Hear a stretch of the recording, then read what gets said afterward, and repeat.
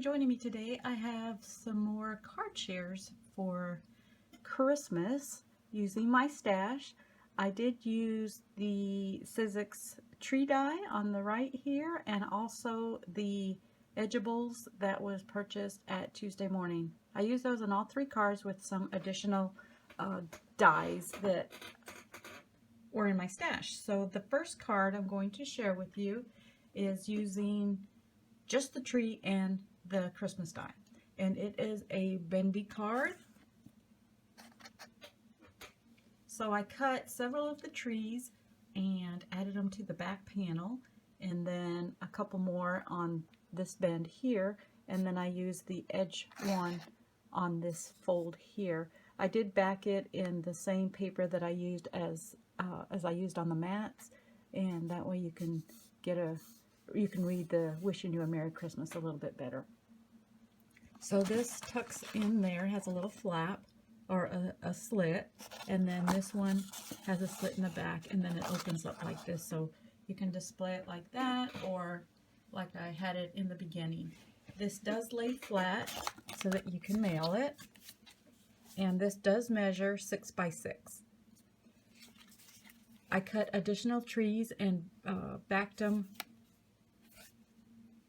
the front ones here so that it would be decorative on the side. I cut some slopes freehand, some little drifts here, and you can do that as well. You don't need a die for that.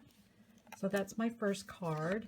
I did use heavy cardstock on this one, and it is better to use a lighter weight cardstock. I used the basil for my base, and it did make it a little stiff. So my next ones I used lighter weight cardstock, so I'll get to those now. Let's see which one. Okay, the next one I used this die here. It's one of the on the edge dies, and I used this old reindeer die. And of course I used the tree and the edge die. And this is my second one. It's so cute.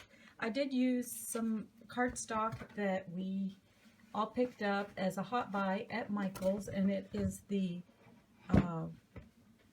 silver. Let me see. Let me grab it real quick here so you can see it. It is the silver foil cardstock, the hot buy. We have that in silver and in gold. That's what I picked up. Oh, dropped a few things. Okay, so I used that. And I also had some glittered cardstock in my stash. So on the front bend here, I cut out the Merry Christmas. I did back it in white cardstock, but I didn't adhere it all the way to the top. I just left this one since this was heavier cardstock here. I did use the basil here for a nice heavy weight in the front. And here's the slit. I did make the slit on the right side of the tree, so you don't have to cut through the tree. So kind of plan your elements as to where you want to have your bend and where your elements are going to be placed.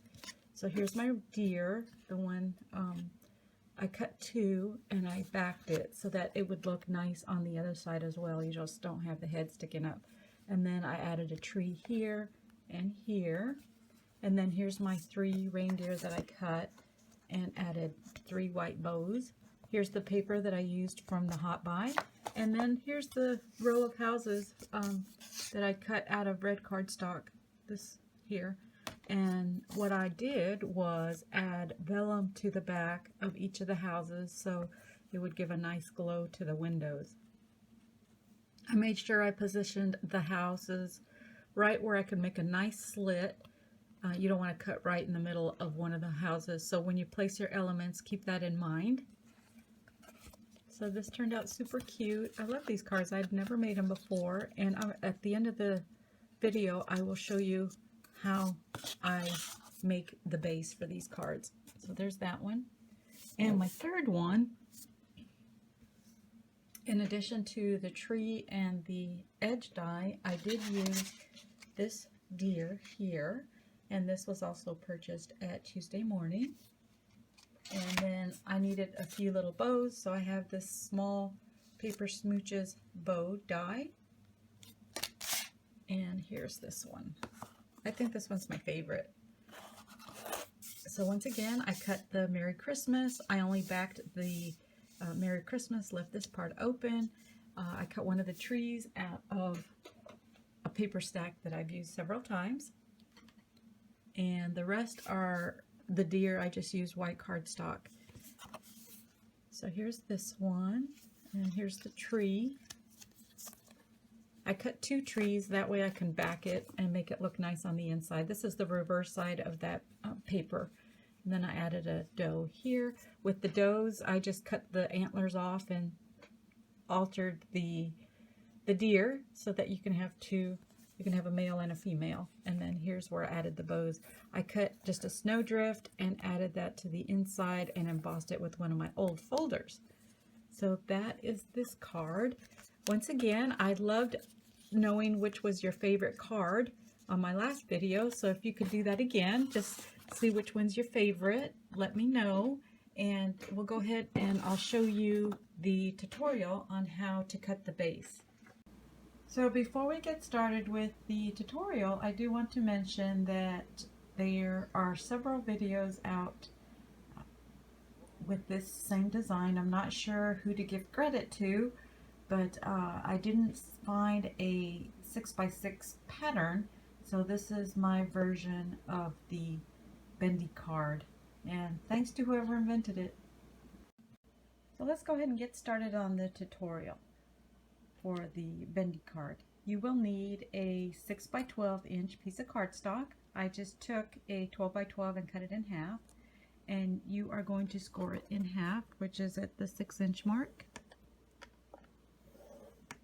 You will also make a score line at 1/4 of an inch on this left side.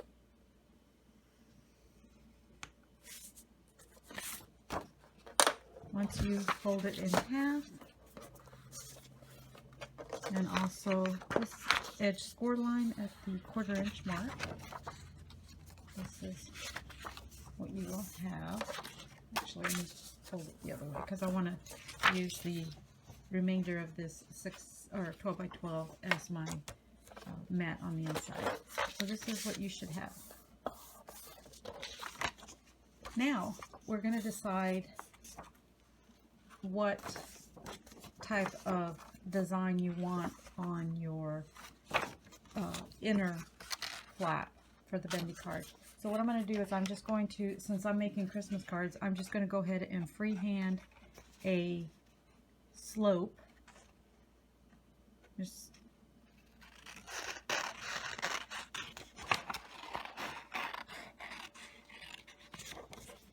up to the score line there, and then you're going to remove the top part. So you can either cut it with your scissors or cut it with your paper trimmer. So we got to remove this top portion. And then that's what you have left. And then this flap here will be your bend or your tab. So if you're going to put mats on this, you can do that after you cut your tab. So I'm going to go ahead and do that now. So, well, let's wait on that. What you do next is, this will be your mat for the inside. You can just cut it a little bit smaller than your 6x6 or leave it the same size. I tend to cut mine a little bit smaller. I'm not going to do that for this, but I like to leave a little bit of border around from my base card. Now this piece here, you can use this slope to decorate or to use it as your right bend, or just cut it straight, however you want. You can decorate it however you want, but on this case I'm just going to go ahead and just cut a rectangle. Okay, so this flap here is going to, actually I need to do one on this side as well, so let's go ahead and score this one at 1/4 of an inch.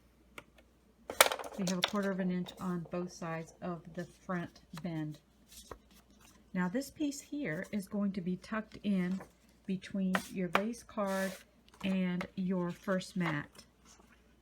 So what you will do is add adhesive here and stick it to the edge, and then adhere your mat to that so that your fold there will be tucked in between the base cardstock and your first layer, and that way you don't have to glue it on the back here, which it would be seen. So there is that. Now on this edge here, I'm going to make my tab. So I'll cut that in that shape and remove the two sides. Now you would do this once you decorate this section here, so that way you can decide where you actually want to make your slit for your tab. I hope that makes sense. On this piece, the same thing. I wouldn't cut it until, or you can cut, let's see, that's not it.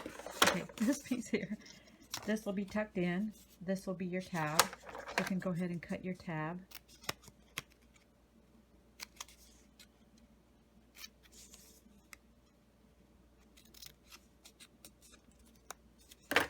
Okay,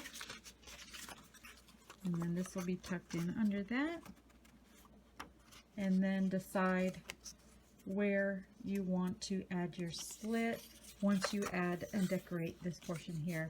That way you can position it. You might have to move it over or over to the left or to the right a little bit, depending on what your decorative elements are on this top flap. So I decorate it all before I make my slits. Okay, when you go to make your slit, the way I do it is decide where I want my slit and line it up with the bottom. I will get my excuse me, my pencil and just make a little mark on the corners. I'm exaggerating these so you can see them.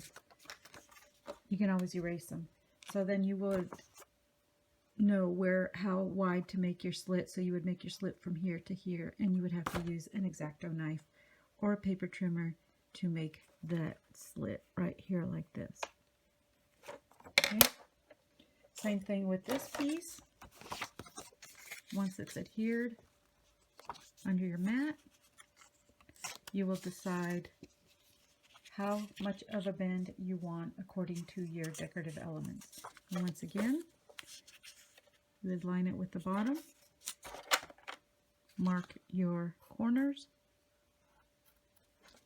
and then you would cut your slit between those two corners with your X-Acto knife.